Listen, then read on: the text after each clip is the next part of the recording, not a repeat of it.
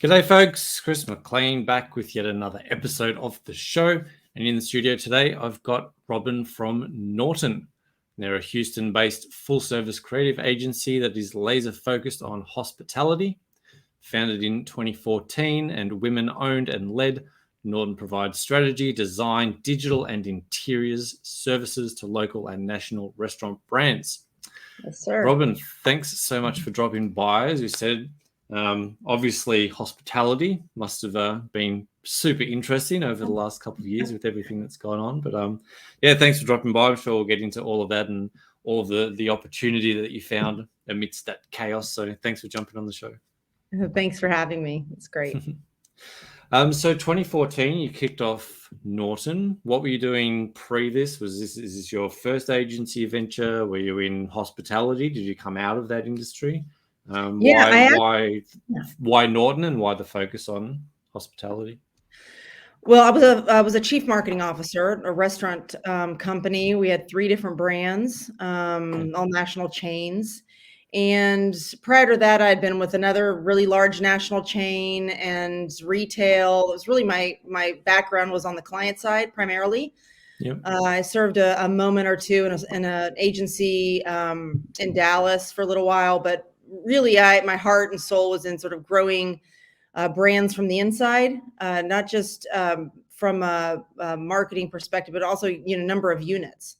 And I love the business. I mean, absolutely. The industry is resilient. The industry, it is a blast. I mean, what's not to like? It's just, restaurants, bars, hotels, just, fun stuff, travel, and people are great. I mean, I certainly don't come from an operations background, but, I have spent my career working with operators that sort of created, positions for themselves by working really hard, boots on the ground, out in stores and restaurants. And those kind of people are my favorite kind of people.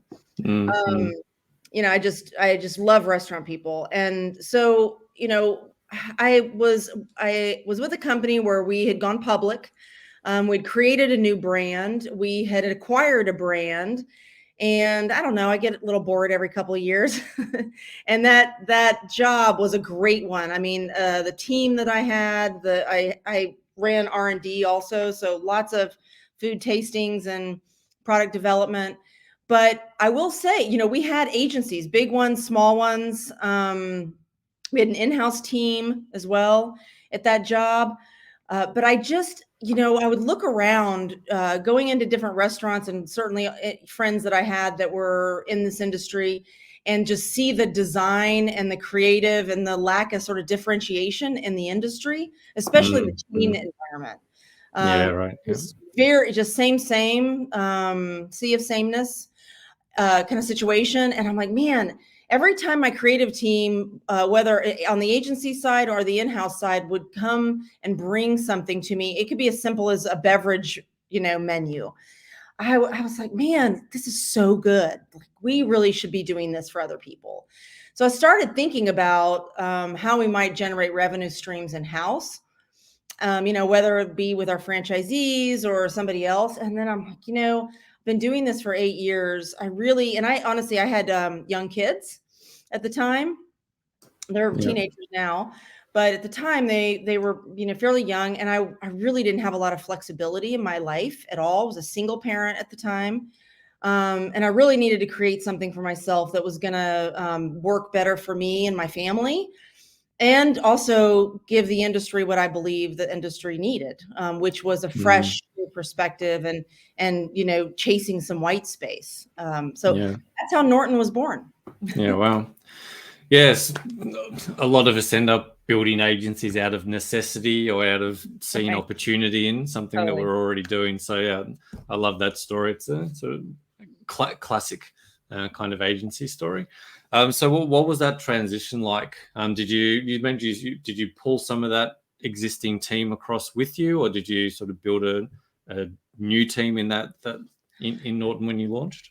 Well, actually, what I did was negotiated with the company to outsource some of that creative. So I had an initial client, and I'm not sure was that risk adverse, to begin with. I really wanted to make sure there was a little bit of money coming in. I couldn't just go go cold turkey out there. And then I did pull some of those folks from my company, which this was all negotiated with the brand that I worked with, or that I'd worked at. And so it was a benefit to the company in a lot of ways, because they needed to reduce G&A and get some money off of fixed costs.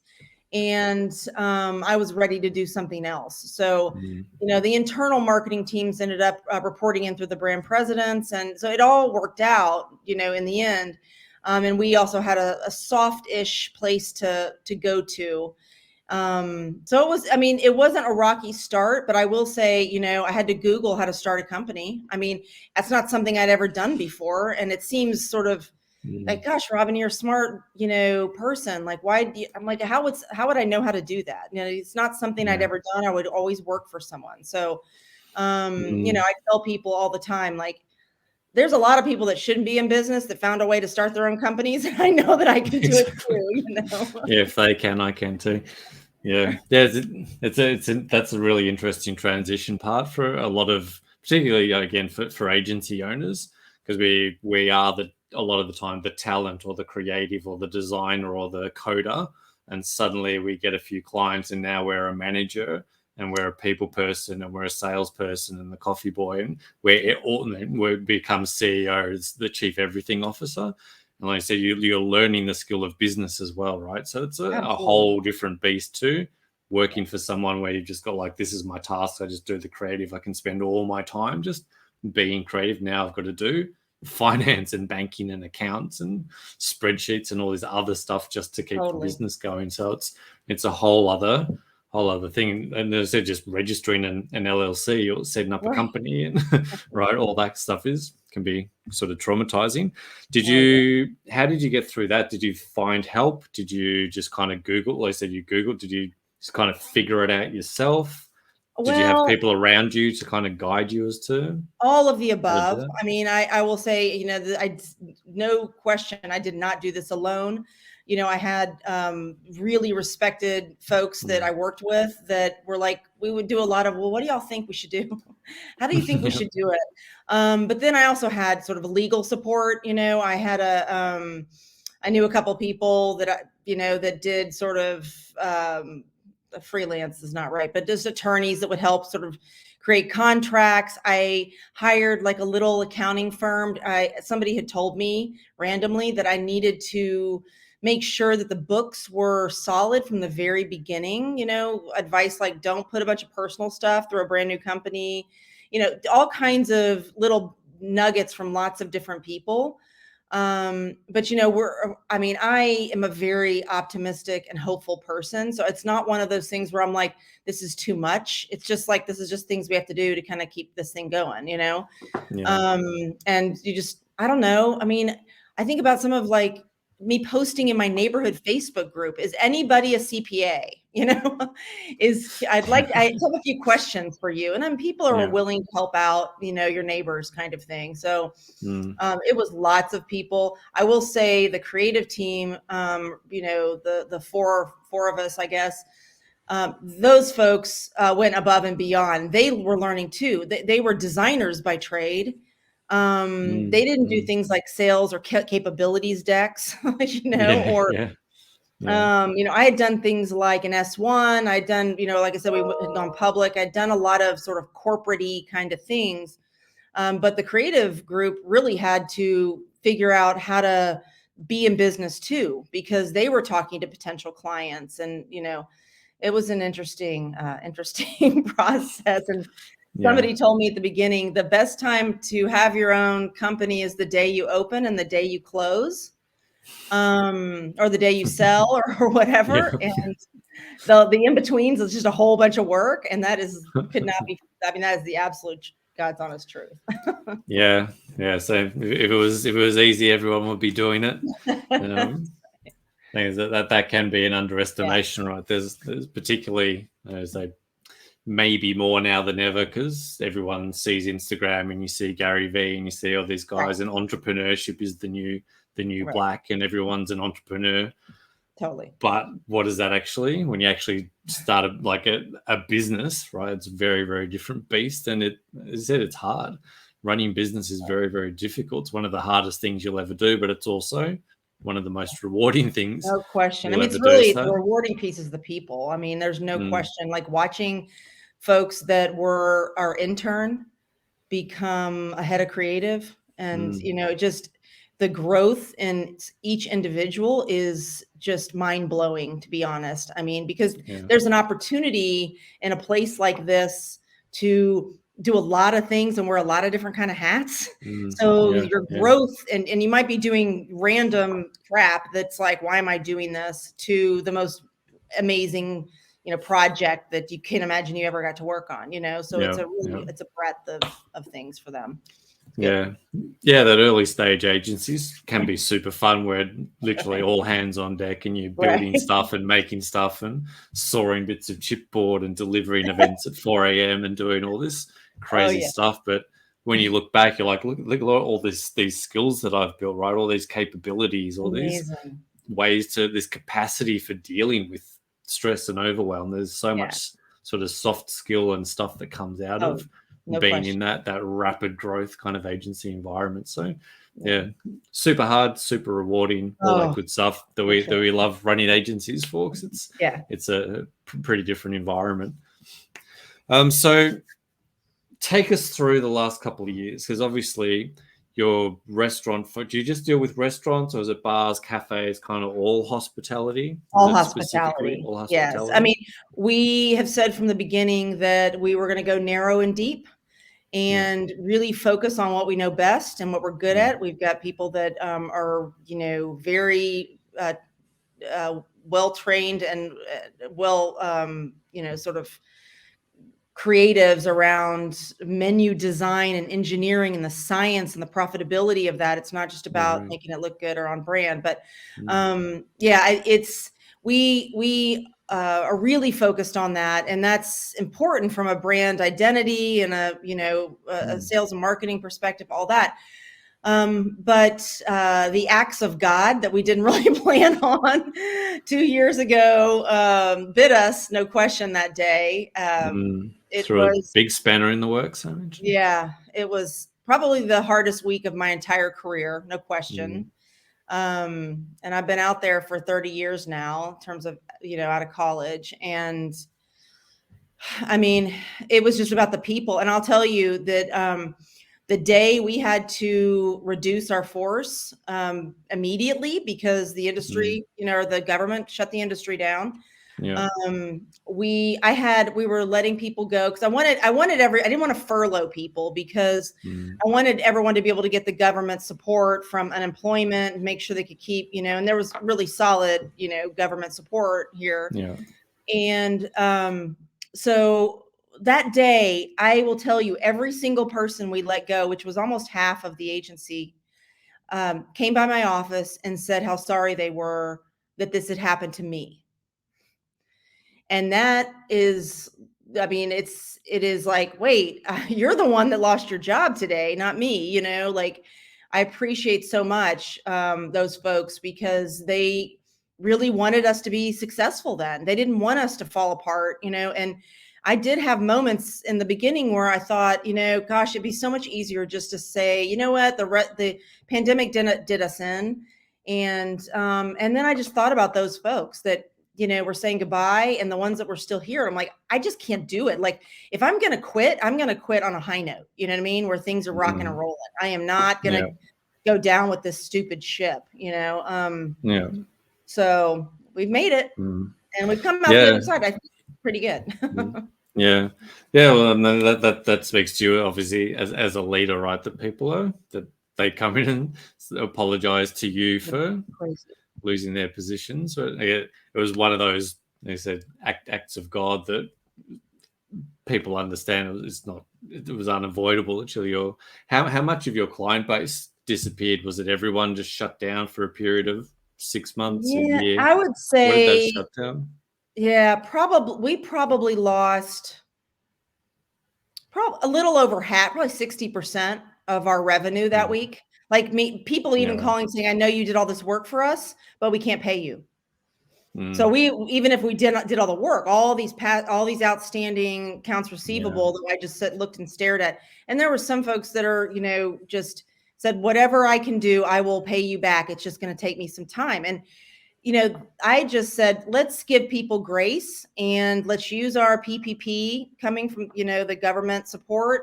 Let's use this opportunity to do pro bono work. Let's use this opportunity to be there for people. We're in the we're a service industry. This is what we have to do. And that was not easy, but I will say that we had, clients coming back slowly in that first year. And then last year, things started to ramp up a little bit more for the restaurant industry. And we used last year really to get our ducks in a row in terms of our own brand and what we're really going to focus our time and efforts on. Yeah. As you're saying before the show and up front, there's always opportunity and chaos. It's just sort of having the wherewithal to navigate through that. So I think that this is really important to get into because, yes, this was a pandemic situation and hopefully a sort of a once in a lifetime, but a similar condition could happen if just the industry that you're working with shut down or your clients all left for a reason or the economy changed or there was a war, right? Right. All these sorts of things could create this situation. So as much as this was a very unique, pretty intense period, how did you cope with this? How did you deal with that from a business perspective, from a personal perspective? How did you maintain your agency and your business? And as you talk about supporting clients, I'd like to get into a little bit of what that actually looked like, because this stuff can happen, right? Whether it's a pandemic or not, your clients just decide to leave one day, whether it's your own fault or not, this stuff shows up. So that skill set that you've built is something that's obviously going to serve you well in the future, and there's an opportunity for learning within that for other people that might face something like this in the future. So how that from day one, obviously you've now got a year ahead of you of uncertainty. What were those conversations like with clients? You talked about, you can pay later, pay what you can. What did that service model look like? How did you deal with that kind of on a tactical day-to-day, month-to-month basis? Well, we were very lean to begin with. Even the office we were in, the lease was up. So we actually, that was, I don't know, serendipitous. I don't know what the right word is for that. But we were fortunate to reduce a lot of expenses really fast. As much as I would have liked to have kept a lot more people on longer, it was just like, we got to do this right now. And I would say generally it was one day at a time for the last 2 years. Every day might've been a little different.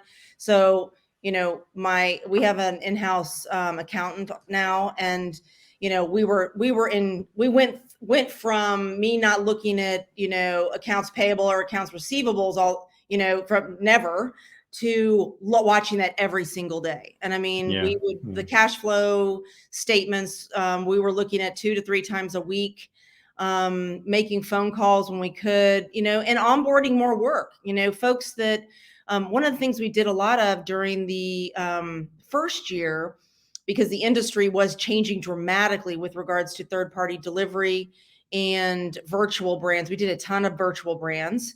So we have a tendency to meet clients where they are.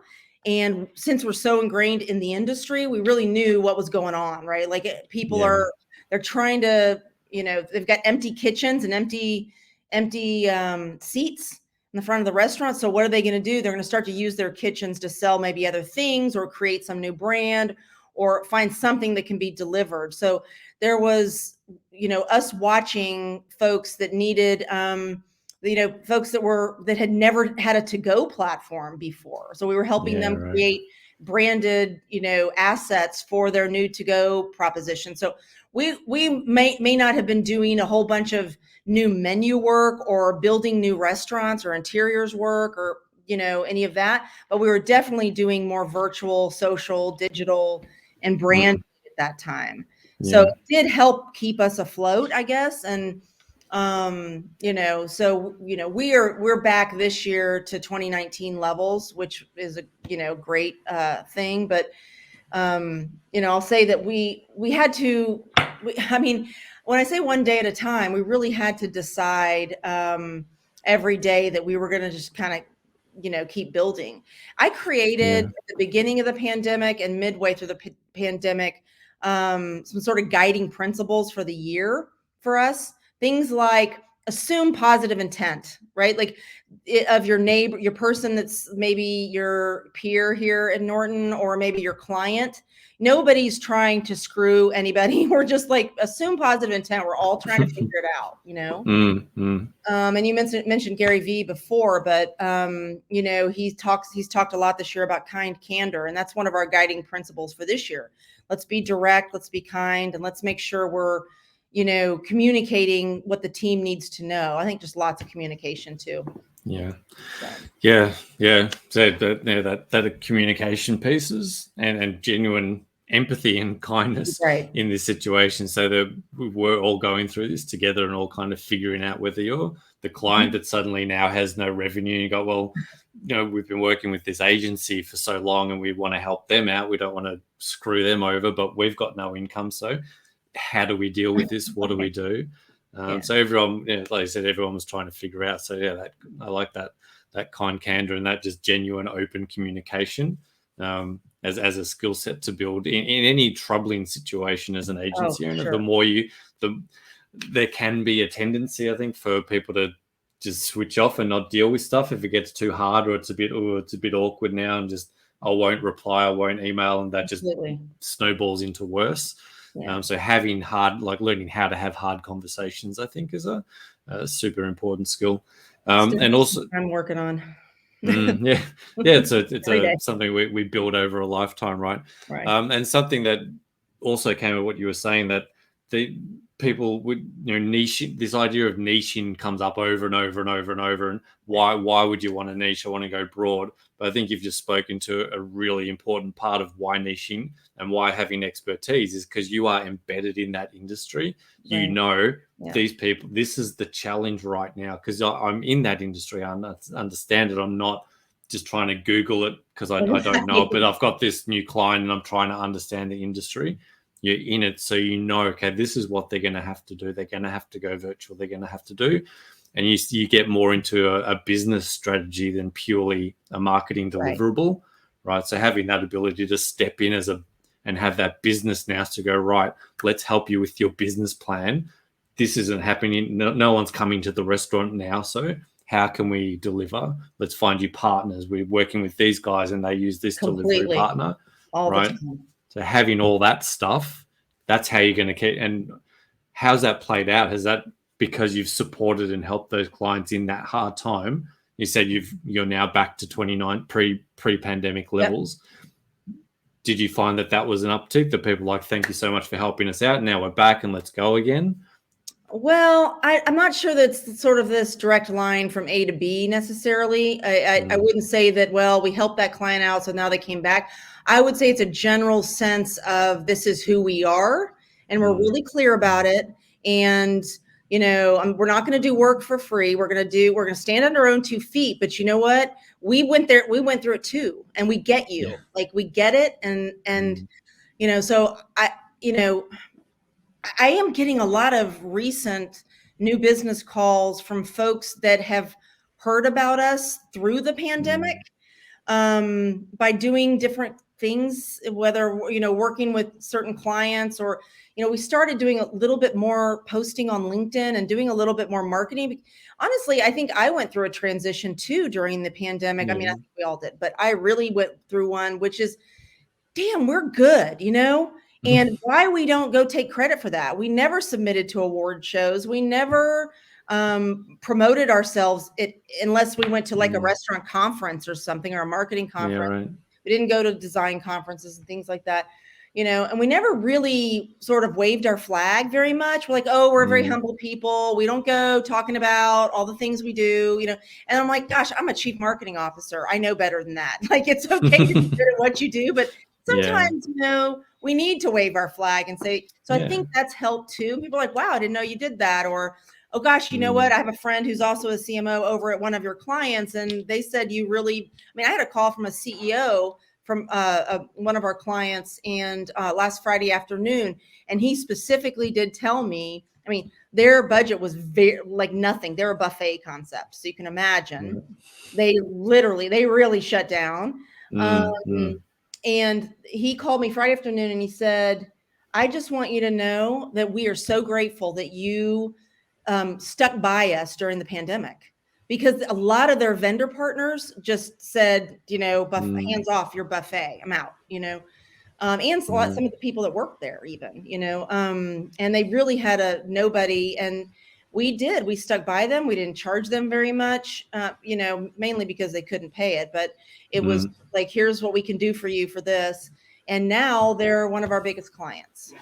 And I mean, we don't do those things so that we will just get a bigger piece of business. I mean, we do it because we care about these people, you know, and they're real people trying to figure it out. And, you know, and the hope is that, you know, you do reap what you sow. And if you sow goodness, it should come back to you. You know what I mean? In lots of ways, whatever those ways might be.